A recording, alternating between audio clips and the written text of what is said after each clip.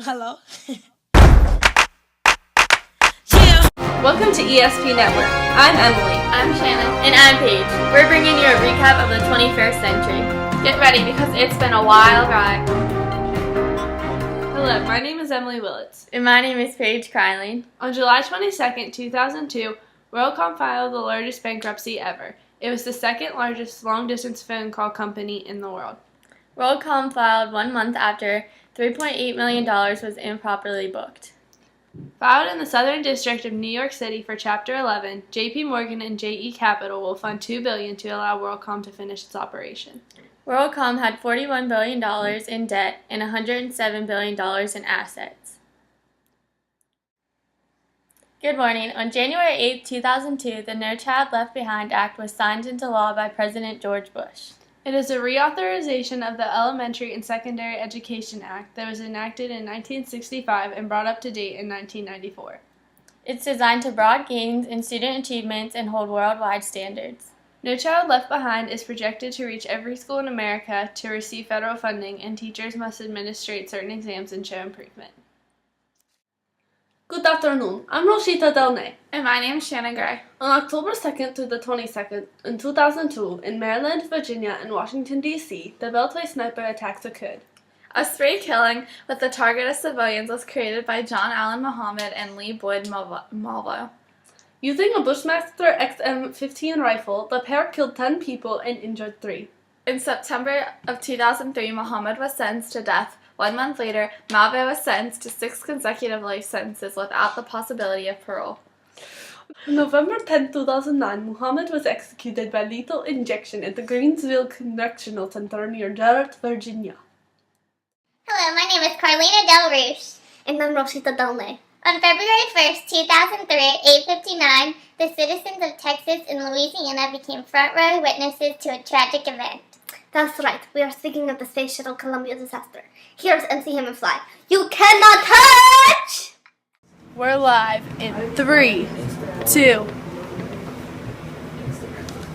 The Space Shuttle Columbia disaster.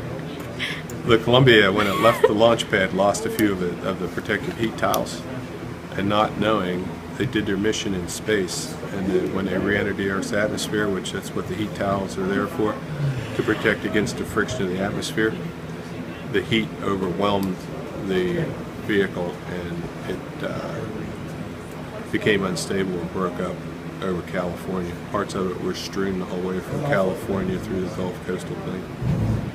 And of course all on board were killed. Thank you. It was the second disaster of losing a space shuttle where we lost all the crew members. The first one was a Challenger. It had a teacher in the space program. That was 1986. That one left the launch pad and blew up. Okay. Thank you. Good morning. My name is Marnina Spectaro. And my name is Carlina Del Rouge. It's February 17th, 2013, and the E2 nightclub stampede occurred above the Epitome Chicago restaurant in Chicago, Illinois. 21 people died and over 50 people were injured when panic ensued from the use of pepper spray by security guards to break up a fight. The club's owners, Dwayne Kyles and Calvin Hollins, were later convicted of criminal attempt for their persistent failure to keep the faculty up to code. They were each sentenced 2 years in prison. Here's footage of a night captured by security cameras.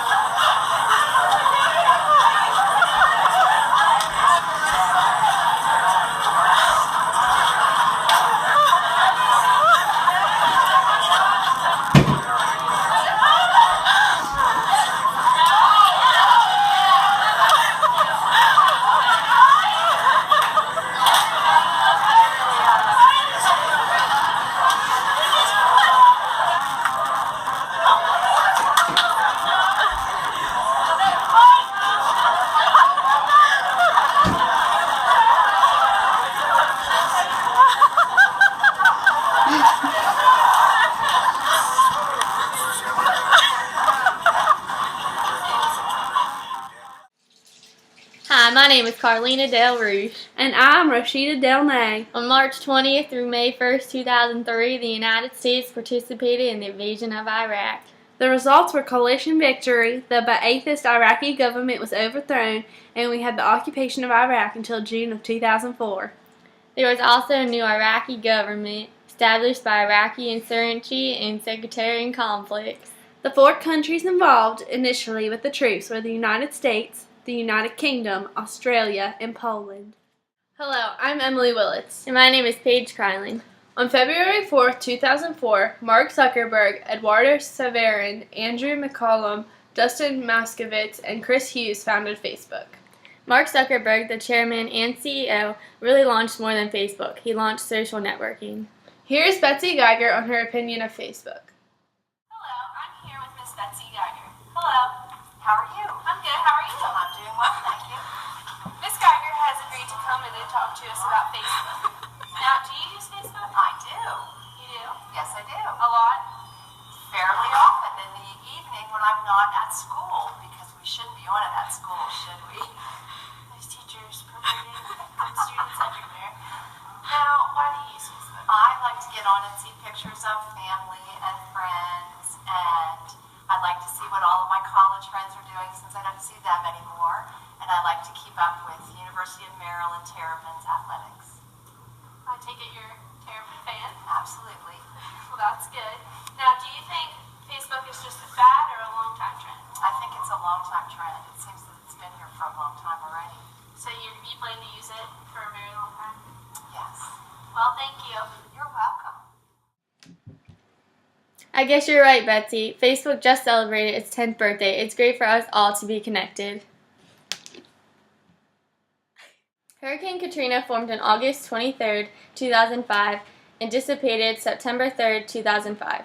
The peak streak of the hurricane was August 28, 2005.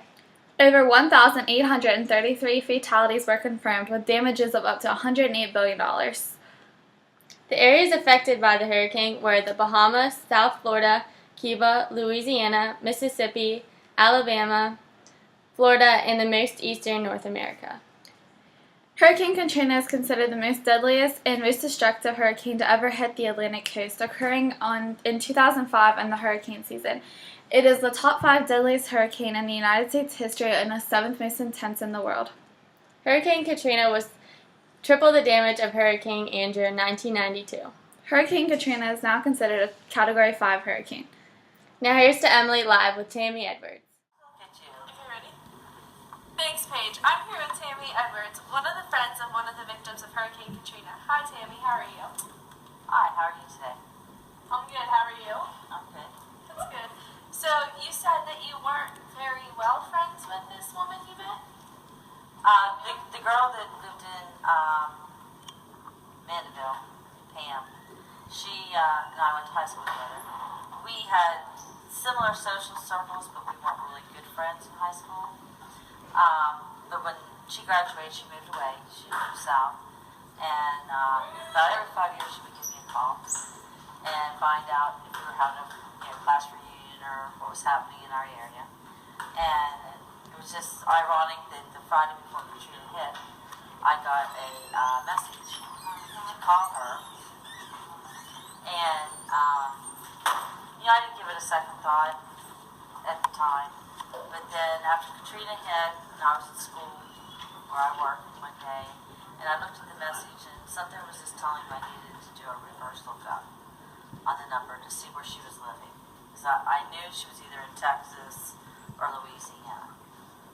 And I came to find out that she lived in Slidell, and that her community was hit by Katrina. And so I attempted to find her. And so I left messages at the phone number she had given me. Of course, never got a reply. Contacted Red Cross at the time when Katrina hit. They had a nationwide website that you could fill in information about people that you knew and thought were missing. Try to locate them. I did that. And then I remembered what her maiden name was and what her stepfather's name was. And so I asked the community of Frostburg that we lived in if anybody knew how to contact her family. because I thought she had a brother, but wasn't sure. So, in short, I got a contact number in North Carolina, which was her mom and her stepfather, and I called them, and then they assured me that she was safe. She was in Florida. This was like almost 6 months after Katrina hit. Every once in a while, I would get on the Red Cross website, update the information, and other things that the government has set up for people to try to find lost people during, as a result of Katrina.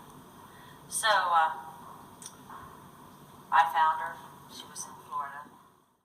In 2007, Nancy Pelosi assumed office as the first and only female Speaker of the House. She was the 60th Speaker of the House and a member of the Democratic Party.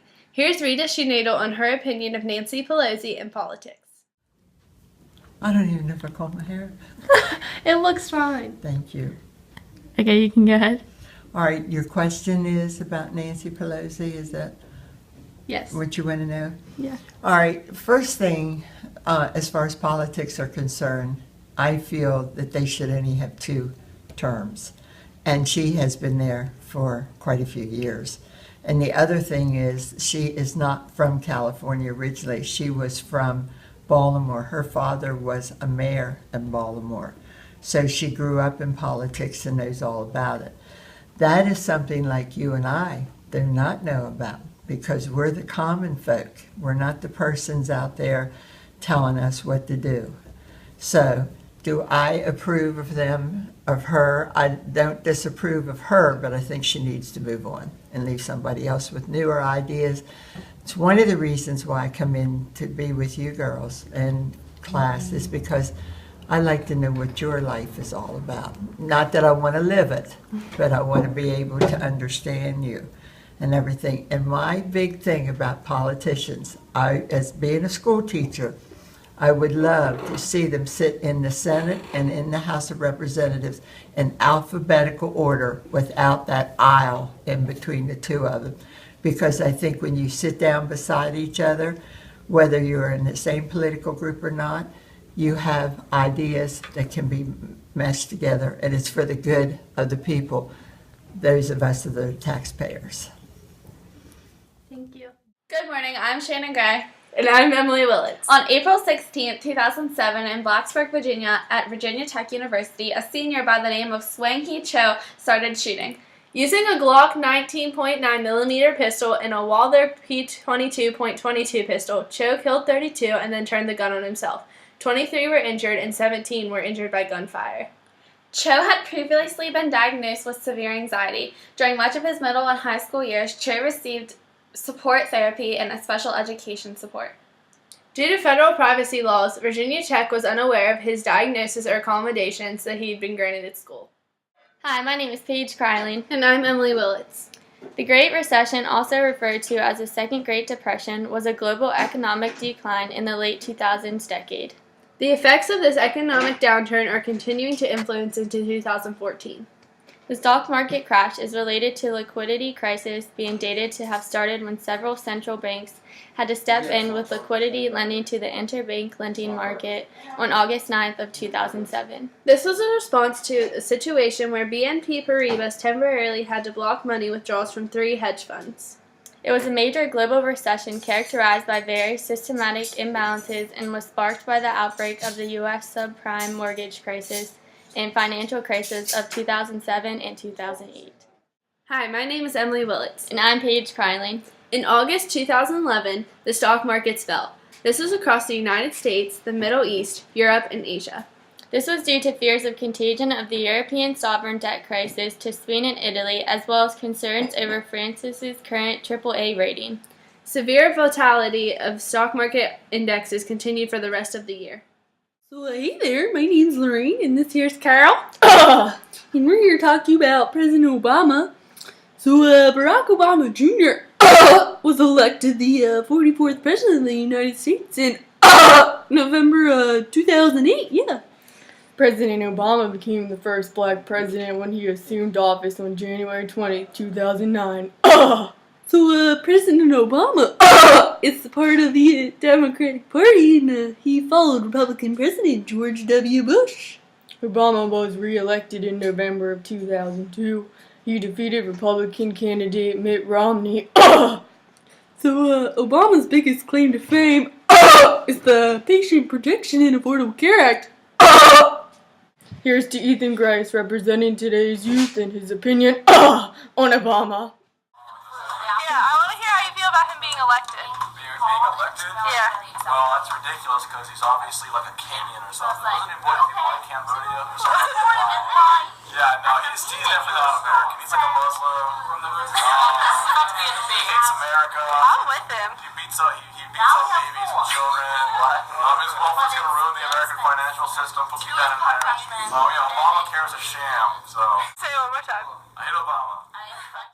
Hi, my name is Paige Kryling. And I'm Emily Willits. The Patient Protection and Affordable Care Act was effective on March 23, 2010.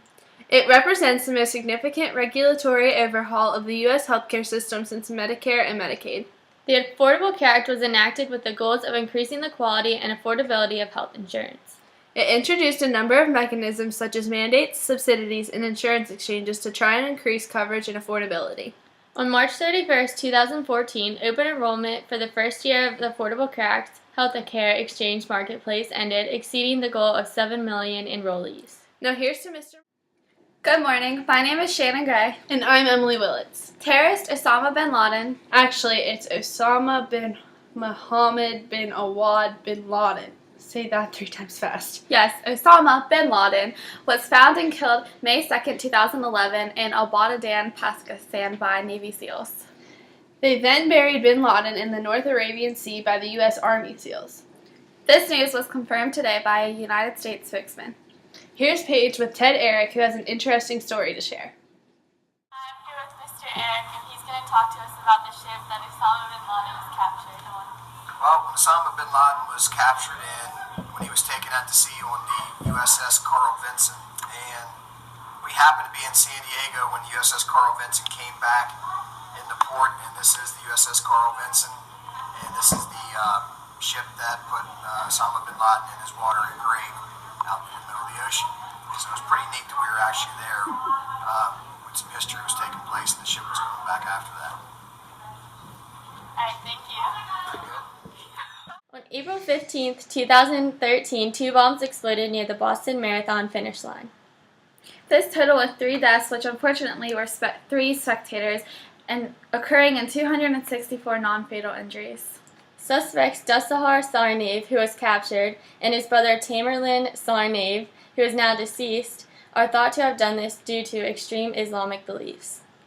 The 2 pressure cooker bombs occurred about 12 seconds apart and 210 yards apart from each other a little bit before 3 o'clock. Hello, I'm here with Kay Sheehy, a friend of someone who ran in the Boston Marathon last year during the bombing. Hello. Hello. So I hear you knew someone who ran. Yes, the man who ran in the Boston Marathon last year, the year of the big terrorist bombing, he actually had 2 kids that graduated a year from Allegheny High School, and he ran in that marathon. He was fine, he wasn't injured, but he witnessed all of the horrific events, and he told several of us about it, things that obviously were reported in the press. But one thing that I thought was very interesting is he said when someone's ready to run in a marathon, they obviously can't have their cell phones in their pockets or their hotel keys, their ID, money. So there are stations where folks check everything in, and then after the marathon, they pick everything up. When the chaos after those first bombs went off, and of course no one knew if there were more bombings, what was happening, the police officers and volunteers had people disperse. They told people to just go to their hotels, seek safety. And so he said one of the hardest things is he could not contact his family. He couldn't call his kids and tell them that he was okay. Nobody had their cell phones. And when he got back to the hotel, he didn't have a hotel room key. He didn't have an ID to prove who he was. He didn't have any money. And he said the hotels were wonderful, though. They put out big spreads of food, buffets of food, so that people had something to eat. I can get a buffet right now. Yeah, yes. I'm sure you could. And that they were able to then, about hours later, go pick up all of their personal items. And he said that was one of the scariest things for him personally, is of course worrying about what happened to other folks and learning all of the horrific injuries, but just the fact that everything that you have with you in another city is not with you at all, and you don't have any way of getting that. So I thought that was quite interesting. Hello, I'm Emily Willits. And I'm Paige Kyling. From October 1st through October 16, 2013, the U.S. federal government entered a shutdown due to the disagreement over a plan for the fiscal year. The U.S. fiscal year runs from October 1st to September 30th. The Republican Party insists on provisions to demote and defund Obamacare, while the Democrats advise otherwise. The Democrats claim that Obamacare funding will improve the rising prices of health insurance, but Republicans disapprove. This is the first shutdown since late 1995 through 1996. Over 800,000 government workers were laid off, and thousands of parks and museums had been shut down. Now here's to Ms. Sloan with her opinion on the government shutdown. This is Sloan, and she's going to tell us her thoughts and feelings about the government shutdown of 2013. How are you? I'm fine, and you today? Good. Having fun with the project? Yeah. Good. Well, I think it was absolutely ridiculous. If anybody knows the Constitution, these people are elected officials, and how dare they take the power to stop government on behalf of the people. So I'm glad it came to some sort of resolution, although weak that it was. It got us through another year, but I'm afraid that we're going to hit another dam, if you would, when that expires. For most of our history, the parties could get along. However, there's such a, what I'm thinking, a separation now. People are on extreme ends rather than the middle anymore. And it's scary because if they take that kind of power, then they have thrown off all the separation of powers and checks and balances. So it's very scary. And of course, all the real authentic effects on people if they do that. So hopefully, we can vote in, and we want to vote, get your people changed and make sure they listen to you. Thank you. Thank you. Imagine sending your child here every day. Were they young enough to play on these and you think they're safe, but are they young enough to be robbed of their childhood? That's exactly what happened when a shooter walked into Sandy Hook Elementary School and killed a bunch of innocent children. Hi, my name's Emily Willits. And my name is Paige Kyling. Sadly, in Newtown, Connecticut, on December 14, 2012, Adam Peter Lanza started shooting in Sandy Hook Elementary School. Using a Bushmaster XM15 E2S Glock 20 SF, Lanza killed 27 and then himself. One of the victims was his mother. After shooting his mother at their home, the 20-year-old showed up at the school and shot 20 children. The incident was the deadliest mass shooting at a high school or grade school in U.S. history. It's concluded that Lanza acted alone. There is no evidence why he did so or why he targeted Sandy Hook Elementary School. Thanks for watching Channel 3 ESP Network. I'm Emily. I'm Shannon. And I'm Paige. See you in 2026. We're signing off. It's poppin'. Okay. It's poppin'.